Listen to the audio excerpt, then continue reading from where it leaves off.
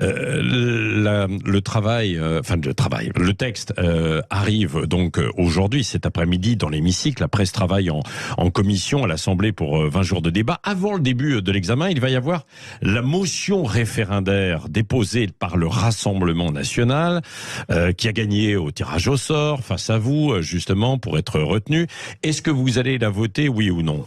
Déjà, ce matin, on va essayer de déjouer la manipulation, j'allais dire, qui a été faite par l'Assemblée nationale. Parce que pour bien comprendre, pour nos auditeurs, normalement, quand vous déposez une motion référendaire, vous avez des critères pour prendre celle que vous choisissez. Nous, la nôtre était la première, et elle avait beaucoup plus de signatures que celle du RN qui est venue après. Donc normalement vous prenez celle-ci. Voilà, c'est ça les règles.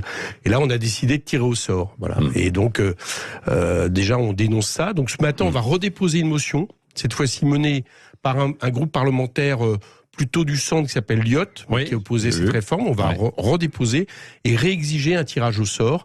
Ce matin, on va bien voir ce que fait la présidente de l'Assemblée.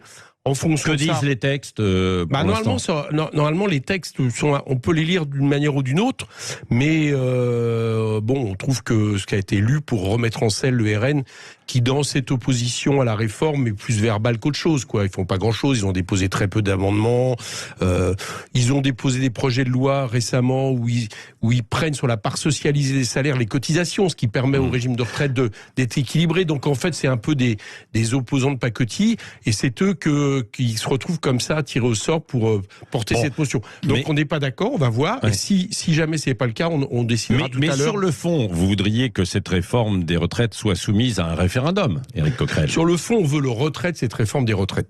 Voilà, le retrait total, comme tous les syndicats, comme des millions de Français, comme 7 Français sur 10, comme 9 actifs sur 10. Donc vous ne voulez pas de référendum ? Attendez.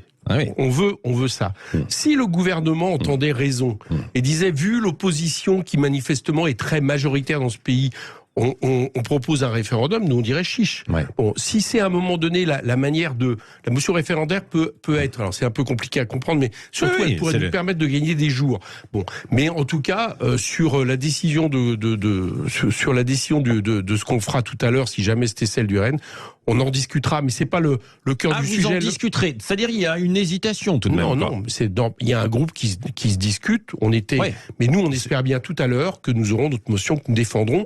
Mais j'allais dire que c'est pas le cœur du sujet. Le cœur du sujet, non, c'est pas le cœur du sujet. Le cœur du sujet, c'est de faire en sorte comment le gouvernement replie ce projet de loi face à quelque chose qui est aussi la démocratie. La démocratie sociale, ça existe. Ils n'ont pas été élus pour ça, contrairement à ce qu'ils disent. Monsieur Macron a gagné face à Madame Le Pen en appelant les voix de gauche à venir le rejoindre, etc. Il n'a pas mis en avant sa réforme des retraites telle qu'il le dit. Le jour où il l'a fait, rappelez-vous, au lendemain des présidentielles, il appelle tous les candidats de l'arc démocratique à appeler à voter pour lui. Donc c'est très bien qu'il appelle des gens, et des électeurs surtout, à voter pour lui face à l'extrême droite, non pas pour sa proposition de loi, mais face à l'extrême droite. Et le jour où il a défendu sa proposition de loi, c'est les législatives. Les législatives, ils ne l'ont pas gagné.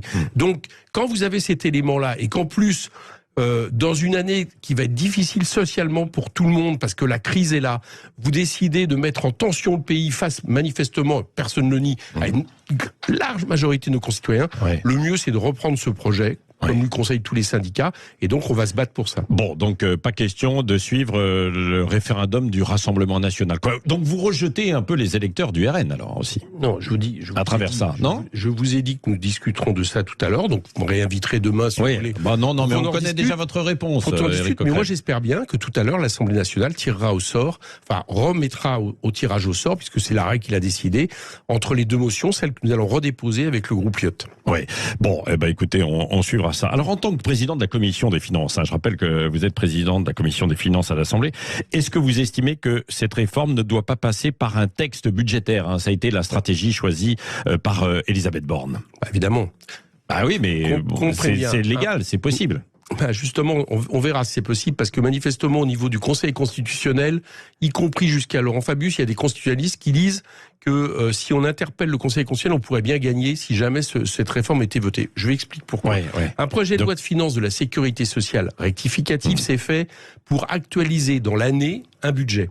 Aux marges, en gros. C'est pas fait pour faire passer une réforme structurelle qui va s'étendre sur des années. Donc pourquoi ils le font ? Ils le font parce que ça leur permet, au bout de 20 jours, de dire on arrête les débats en première lecture sans vote. au bout de 50 jours, on arrête les débats tout court. Ça peut même leur permettre de passer sans vote avec des ordonnances. Donc c'est une caractère absolument antidémocratique, parce qu'en réalité, ils sont très inquiets de la majorité qu'ils pourraient avoir dans les deux assemblées. Et donc, ils passent par un outil parlementaire qui est particulier. Par exemple, on ne pourra même pas déposer certains amendements de fond, parce que, vous savez, il y a des règles dans les budgets qui vous empêchent, avec des articles constitutionnels, de passer tel ou tel amendement pour des raisons budgétaires ou des raisons où on estime que vous n'êtes pas dans le cadre de cette loi. Donc, tout ça est un déni de démocratie, et c'est donc ça vous allez rajoute contester un problème auprès du Conseil constitutionnel, alors? Ah oui. Mais quand, à partir de quand vous déposez? Ça, vous le faites en général si jamais une réforme est votée, mais comme nous espérons bien que grâce à la mobilisation sociale, grâce à la grève, grâce à la bataille que nous allons mener au Parlement, ce gouvernement entende raison. Et ça serait pas un aveu de faiblesse, c'est bien d'entendre la démocratie parfois. Entendre raison et retire ce projet de loi, j'espère que nous n'aurons même pas... Vous, c'est le retrait complet du projet de loi. C'est pas l'amélioration des amendements, parce que vous avez déposé des milliers d'amendements. Donc c'est que... Mais nous c'est clair. Si vous déposez des milliers d'amendements, ce n'est pas pour l'améliorer.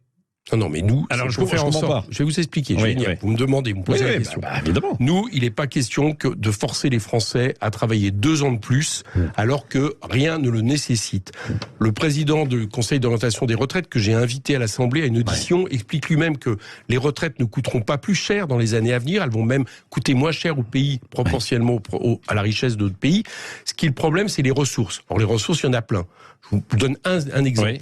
Vous prenez toutes les dividendes du pays, les revenus du capital, et vous leur appliquez les mêmes cotisations qu'au travail, et vous avez largement de quoi réduire le déficit, par exemple, même de l'annuler totalement. Autre exemple, vous décidez, comme ils l'ont fait en Islande, une loi contraignante qui permet l'égalité salariale homme-femme dans les entreprises. Eh bien, figurez-vous, vous dégagez 8 milliards d'euros de plus de cotisations. On pourrait en rajouter comme ça sur ce qui permet de gonfler ce qu'on appelle le salaire socialisé. Il y a plein de propositions qui ont été faites. Donc, ce gouvernement préfère forcer les gens à travailler 2 ans de plus et donc à vivre 2 ans de moins en retraite, le moment où qu'ils ont largement gagné. Mais enfin bon, inévitablement. Ça, si vous travaillez 2 ans de plus, à la fin, vous avez 2 ans de moins à vivre pendant la période de retraite et surtout en bonne santé. Oui. Qu'est-ce que vous répondez à Olivier Véran, porte-parole du gouvernement, qui parle de vos amendements en disant qu'ils sont bêtes et méchants? Qu'il est bête et méchant en général, Olivier Véran, parce que ce qui est bête et... Oui, excusez-moi, il emploie des termes de ce type, donc je le renvoie. C'est lui qui les emploie. Ce qui est bête et méchant, c'est la méthode avec laquelle ils entendent faire passer leur loi. Oui, ce qui est bête et méchant, c'est de forcer les gens, surtout qu'en général, on n'est pas soi-même concerné, à travailler 2 ans de plus. Pourquoi ? Pour quelle raison? Selon eux, c'est pour sauver le système. D'accord. Premièrement, leur stratégie. Ils ont changé de discours. En décembre, au moment du projet de loi de finances Bruno Le Maire expliquait que c'était pour réduire le déficit. Bon. C'est la raison profonde, à mon avis, de l'État. Mais c'est quand même difficile de dire que vous faites en sorte que un régime contributif entre travailleurs doit servir à réduire le déficit de l'État. Donc ils ont changé de discours. Ils ont dit maintenant c'est pour sauver le régime, il y a des déficits. Je viens de vous dire qu'en réalité ces déficits non seulement étaient très gérables, c'est 3% de la masse financière des retraites que ça. Mais en plus de ça, il suffit de trouver d'autres ressources et non pas de forcer les gens à travailler 2 ans de plus, qui est une régression sociale absolument terrible. Oui, alors c'est cet après-midi que ce projet sera présenté, normalement, donc à l'Assemblée, par Olivier Dussopt, le ministre du Travail. Est-ce qu'il est audible après la poursuite par le parquet national financier dans une affaire de favoritisme? Ça l'affaiblit.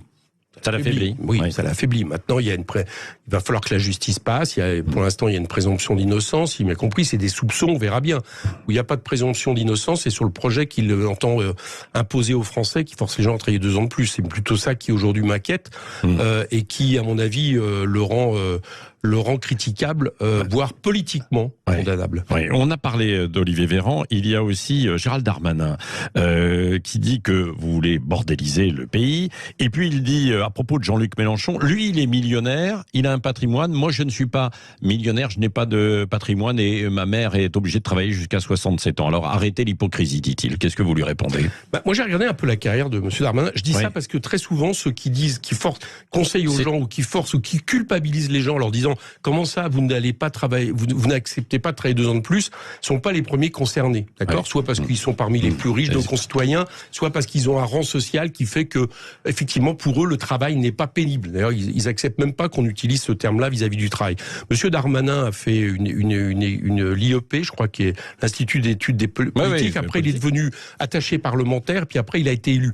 Donc, j'allais dire, comme carrière professionnelle de métier pénible, on fait mieux. Il met en avant sa maman, mais moi, qui est femme de ménage, bien sûr. C'est pas lui, sa maman. Manifestement, ce que je veux dire par là, c'est que c'est toujours les mêmes qui font des leçons aux autres. C'est-à-dire que c'est toujours ceux qui soit ont fait toute leur carrière en politique, soit qui je vous dis, ont des métiers plutôt créatifs, plutôt d'intérêt, où ils sentent pas une certaine pénibilité, une très petite minorité de Français qui se permettent de dire aux gens, ah mais comment ça, vous estimez que votre travail est pénible et que vous devriez partir à la retraite 2 ans plus tôt. Bon, je veux dire, il y a un moment donné, il y a un côté indécent. Et pour tout vous dire, quelles que soient après les origines familiales de M. Darmanin, que je ne conteste pas, il y a un côté, il y a un peu un réflexe de classe. Et ce côté-là, ce discours-là, qui consiste à dire aux gens, faites des efforts, etc., c'est vieux comme la réaction. Et au passage, Éric Coquerel, est-ce qu'il faudrait revenir sur le régime spécial de retraite des députés et des sénateurs ? Alors déjà, sachez qu'il n'y a plus de régime spécial des députés. Non, il a été modifié. Il a été modifié, c'est-à-dire que nous avons un régime qui est lié, comme la fonction publique, donc il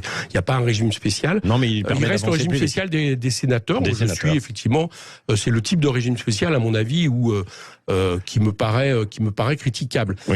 Mais ça m'empêche pas il faut pas que l'arbre cache la forêt. C'est pas parce qu'il y a les régimes spéciaux des sénateurs qu'on ne doit pas parler de tous les régimes spéciaux qui sont liés à des métiers très durs et sur lesquels, oui, je pense qu'il est bien que les gens puissent partir plus tôt parce qu'ils sont usés par leur travail. Dernière question, Éric Coquerel, ça va se jouer où ? À l'Assemblée nationale ou véritablement dans la rue ? Avec une nouvelle mobilisation demain ? J'allais dire les deux. Bon, s'il n'y a pas de mobilisation massive, de grève massive, comme le laissent penser les premières manifestations, je pense que demain, mardi et samedi, où j'appelle à manifester, ça va être énorme, on n'arrivera pas à bousculer ça à l'Assemblée, parce qu'on n'est pas, vous le savez, pour l'instant, a priori, on n'est pas majoritaire. Quoique, je sais que pas mal de nos collègues républicains, de la majorité, vous applaudissez certains républicains alors ce matin, non? Ceux qui sont contre cette proposition de loi, bien sûr, bien sûr. Mais moi, je vais vous dire, moi, je crois qu'ils passeront pas. Voilà, je pense que la question, il n'y a pas un exemple dans la 5e République, si peut-être un, 2010, Sarkozy, mais il n'y a pas un exemple dans la 5e République où, quand vous avez un pouvoir qui est face au peuple, il peut imposer sa loi. Mais Elisabeth Borne peut faire des concessions, elle l'a déjà fait un peu sur les carrières longues. La concession, c'est le cœur de son... Non, arrêtez, ça concerne 30 000 personnes et encore, on n'en sait rien, c'est hyper compliqué. Comme a dit Berger hier, je suis d'accord avec lui, c'est un système qui va pas, avec un pneu qui est en train d'exploser de partout, on met des rustines où on peut, à cause de cette proposition de loi, donc tout ça ne fonctionne pas. Donc moi, je lui dis une chose, je pense que la question maintenant, c'est plus de savoir s'ils vont retirer la loi, mais quand. Et il ferait mieux de le faire tout de suite, ça ferait preuve d'une certaine intelligence et d'un respect de la démocratie. Dernière question, c'est Rachel Keke, pour vous, qui va porter le texte sur la pénibilité. Est-ce qu'elle est suffisamment armée, entre guillemets, préparée non, mais c'est parce que vous n'avez pas suivi les mobilisations des femmes de ménage de l'hôtel Ibis, c'est Accor. On l'a eu en ligne. Vous ne poseriez pas cette question sur la pugnacité, le talent de Rachel Keke. Oui, mais c'est autre chose peut-être à l'Assemblée, non ? C'est la voix du peuple. Oui. Et c'est plutôt pas mal pour expliquer pourquoi il faut refuser de travailler 2 ans de plus et de revenir sur un des grands acquis, une grande conquête sociale du XXe siècle. Merci Éric Coquerel, député de la France Insoumise de Seine-Saint-Denis et président de la Commission des finances à l'Assemblée nationale.